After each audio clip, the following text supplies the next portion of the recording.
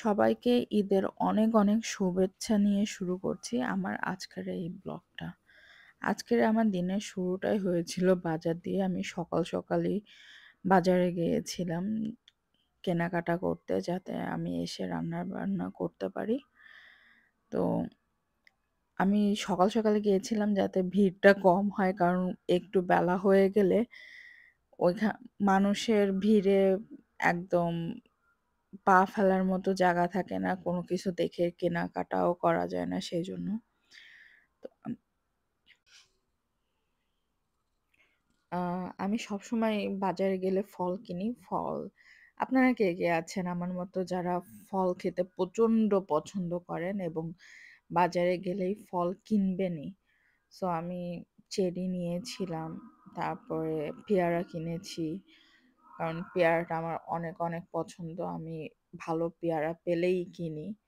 আর যেকোনো ধরনের নতুন ফল আমার ভালো লাগে। আমি মাছও কিনেছিলাম, কিছু ফ্রোজেন ফুড ইটি।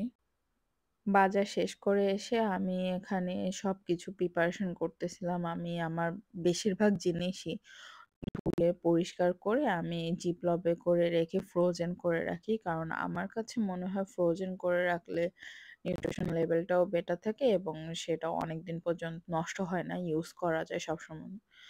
তো আমি কাঁচা ঝাল, ধনেপাতা, তারপরে আরো কয়েকটা ভেজিটেবল যেগুলো কিনেছিলাম আমার আজকের ইউজ হবে না, আমি সবগুলো কেটে ধুয়ে আর কি ফ্রোজেন করে রাখছি এবং রান্না শুরু করে দিয়েছি।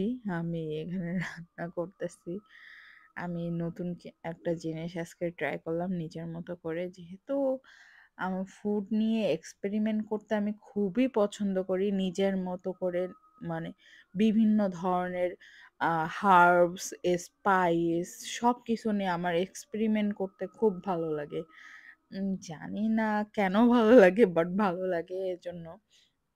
সো আমি উম চিকেন দিয়ে একটা মানে রেসিপি বানাইছি। আমি নিজেও জানি না এই রেসিপির নামটা কি দেব, বাট আমার হাজবেন্ডকে টেস্ট করাইছি, বলছে অনেক মজা হয়েছে।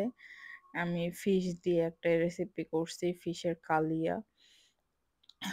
তারপরে আর কি ঈদে যা যা লাগে, ডিমের সাদা কুরমা, যা যা লাগে সবই আজকে রান্না করে ফেলছি। কারণ আমি সাধারণত ঈদের দিনে একটু রিল্যাক্স করতে বা একটু ইয়ে করতে পছন্দ করি। সাধারণত আমরা ঈদের দিন রিল্যাক্স পাই না যারা বাইরে থাকি, বেশিরভাগ টাইমেই আমাদের জব থাকে, ইয়ে থাকে।